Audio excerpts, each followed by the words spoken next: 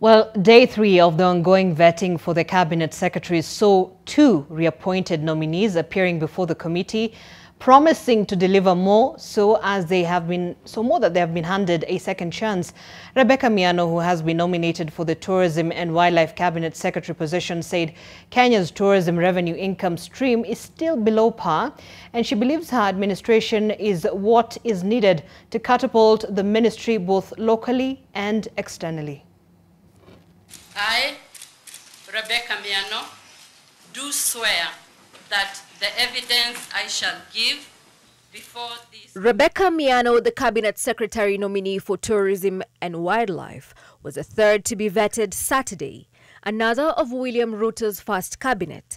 She was initially nominated for the post of Attorney General before the President amended the nominees list. But even at the tourism docket, the duties may not be as light.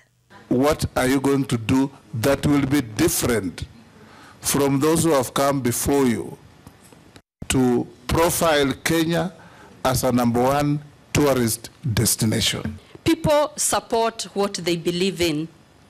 We must then use our citizens, use the local people, our fellow Kenyans, to take the pride of Kenya and market it ourselves. Is the county government of Narok recently arbitrarily increased the entry fee into the park, which has sent so many of the tourists out to Tanzania's Serengeti. The stakeholders in that strategic discussions did recommend that there should be a review of the rates that are applicable so that there are enough finances to develop Masai Mara, to maintain it, to modernize it, and do all that appertains to make it more sustainable. The data that I have seen is that Masai Mara in this high season has been up to 90% full. Salim Mvurya was the second to face the members of parliament on the third day of the CS nominees vetting. The cabinet secretary nominee for investment, trade and industry previously held the mining docket.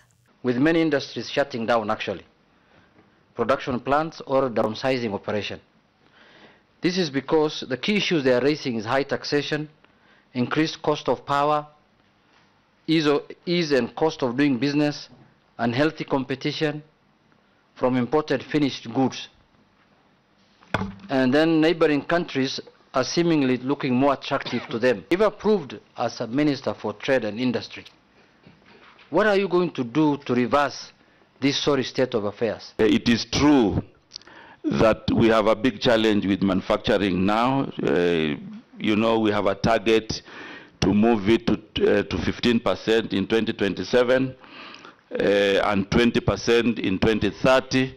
The cost of power is something that we can also do negotiation with our colleagues in the Ministry of Energy so that we see the kind of tariffs that will be encouraging manufacturing and the kind of tariffs that do not encourage, we review them so that we provide an enabling environment for manufacturing. That also goes with the taxation.